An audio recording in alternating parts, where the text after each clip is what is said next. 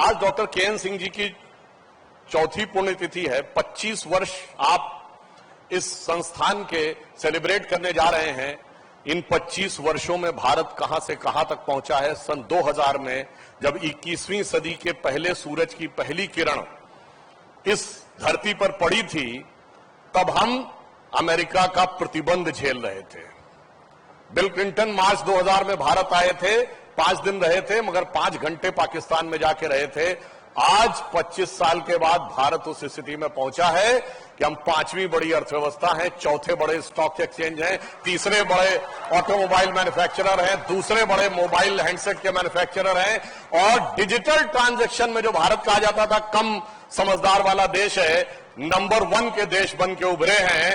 और IMF international monetary fund की chief क्रिस्टिनिया Georgia कहती है कि अगले वर्ष भारत वर्ल्ड के इकोनॉमिक ग्रोथ में 15% कंट्रीब्यूशन के साथ ब्राइटेस्ट स्टार होगा, और पाकिस्तान वहां कटोरा लेके खड़ा है। आज एक और संयोग है, आज जेठ का दूसरा मंगल है।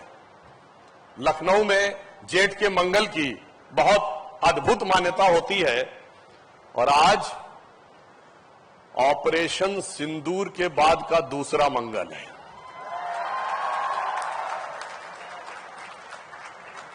प्रधानमंत्री श्री नरेंद्र मोदी जी के नेतृत्व में और रक्षा मंत्री राजनाथ सिंह जी के दिशा निर्देश में मंगलवार की रात 7 मई को जो कुछ हुआ, आज जेठ के मंगल के दिन यदि हमें स्मरण करें तो मैं सिर्फ एक ही पंक्ति कहना चाहूंगा कि लाल देह लाली लसे, अरुधरी लाल लंगूर, और वज्र देह दानव दलन, जय जय जय कपिसूर, और मंगलवार की रात को ऑपरेशन सिंदूर।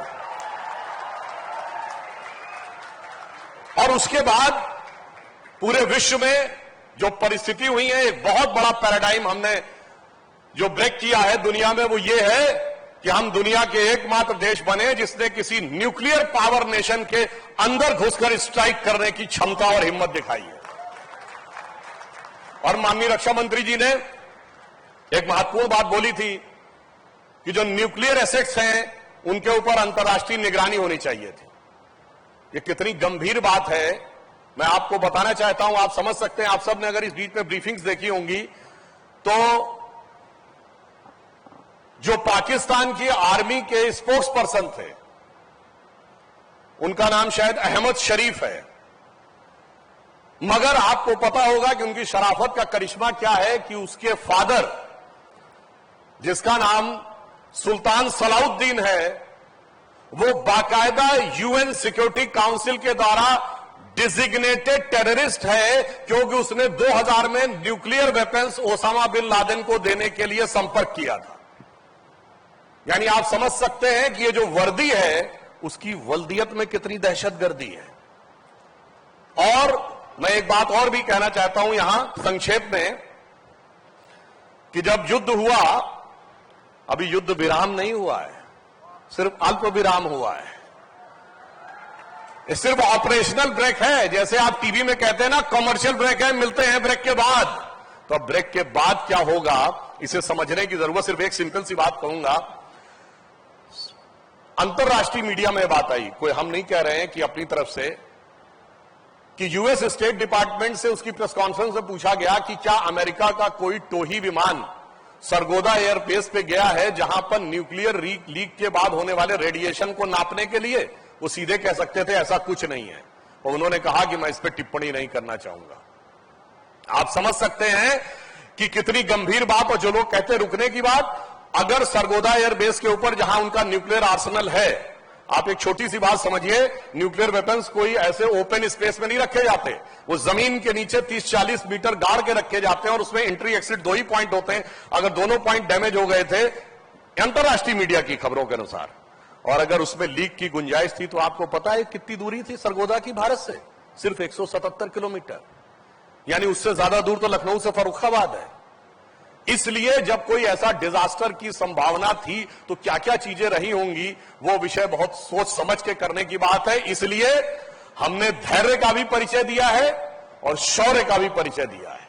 तो जिसे एक पंक्ति में कहना चाहूंगा कि मन में है धैर्य और तन में प्रचंड शौर्य, बन चंद्रगुप्त मौर्य प्रलय मचाएंगे, और महाराणा और शिवा की संतति कहाते हम शीश कट जाए भले झुकने ना पाएंगे, और बार बार छेड़िए ना भारत स्वाभिमान को अन्यथा बाद में बहुत पछताएंगे। सौगंध मां भवानी की उठेगी ललकार जब आपके घरों पे चील कौवे मंडराएंगे। और मैं अंत में कहना चाहूंगा, आप सब मेडिकल के छात्र हैं और आप देखिए कि मेडिकल सेक्टर में, हेल्थ सेक्टर में भारत ने जो बड़ी छलांग लगाई है पिछले 11 वर्षों में। जब 2000 में ये शुरू हुआ था कॉलेज, तब भारत में 1 एम्स था, अटल जी के टाइम में 7 एम्स हुए, और अब मोदी जी के आने के बाद 23 और एम्स बने। यानी हेल्थ सेक्टर में एक बड़ा परिवर्तन। मगर मैं आपसे भी ये कहना चाहूंगा एक बात, आप लोग सोचेंगे कि हमें बाहर निकल के क्या करना है। सिर्फ मत सोचिएगा कि हमें जाकर केवल मेडिकल की पढ़ाई का उपयोग करके अच्छा कैरियर बनाना है। यदि भारत को महाशक्ति बनाना है तो आप 3 चीजों का ध्यान रखिए। 21वीं सदी में 3 चीजें दुनिया का नक्शा बदलने वाली हैं, एक एटम, एक कंप्यूटर और एक जीन्स। एटम के अंदर जो एटॉमिक एनर्जी है वो, कंप्यूटर के अंदर आर्टिफिशियल इंटेलिजेंस और क्वांटम कंप्यूटर का जो आ रहा है, और जीन के अंदर आपने देखा कि कोविड वैक्सीन में जो वैक्सीनेशन हो रहा है उसके अंदर जीनोम सीक्वेंसिंग पर सबसे ज्यादा स्टडी हो रही। तो मेरा आप सबसे अनुरोध है कि आप genome sequencing, cellular microbiology, composite material, space technology, quantum computer जैसी नई चीजों में जाकर रिसर्च करिए। तब भारत को उस शक्ति से आप समृद्ध कर सकेंगे जो भारत का भवितव्य है। और इसलिए मैं अंत में कहना चाहूंगा कि भारत दुनिया में एक बहुत बड़ा हेल्थ हब बन के उभर रहा है। लखनऊ में इस हॉस्पिटल ने उस समय जब प्राइवेट सेक्टर के हॉस्पिटल्स में एक पायनियर भूमिका निभाई थी डॉक्टर के.एन. सिंह ने, और ये एक नए मुकाम पर पहुंचा है। भारत का हेल्थ सेक्टर भी एक नए मुकाम पर पहुंचा है। आप सब, जो प्रधानमंत्री जी ने अमृतकाल कहा है इस देश का, यानी 25 वर्ष के बाद भारत जहां पहुंचेगा, तो उसमें उन्होंने कहा है कि इस देश को विकसित राष्ट्र बनाना है, गुलामी की मानसिकता से मुक्त करना है, अपनी विरासत पर गर्व करना है, हम सबको कर्तव्य करना है, कर्तव्य सामूहिक रूप से करना है।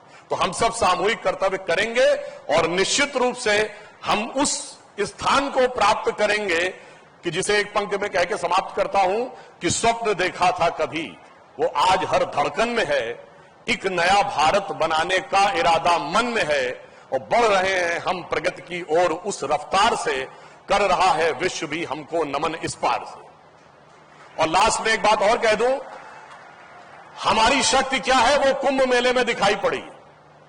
66 करोड़ लोग आए, 50 लाख विदेश के लोग आए। जो कोई सोचता था कि दुनिया में पैसे से सुख मिलता है, कोई कहता था फिजिकल प्लेजर से सुख मिलता है, कोई कहता नेम एंड फेम से सुख मिलता है, वो हमारे कुंभ में क्या खोजने आते थे। एक पंक्ति में कहता हूं, वो सुख खोजे भौतिकता में, मदिरा में मांस की बोटी में। वो सुख खोजे भौतिकता में, मदिरा में मांस की बोटी में, ये भस्म रमाए अपने तन पर खुश हैं सिर्फ लंगोटी में। तो भारत के इस स्वरूप को नमन करिए और यह विश्वास रखिए, भारत का समय आ गया है। जो प्रधानमंत्री जी ने कहा है सही समय है, यही समय है। तो भारत मां अंगड़ाई लेती, सुप्त चेतना जाग रही, ऋषि मुनियों की देवधरा फिर अपना रूप संवार रही।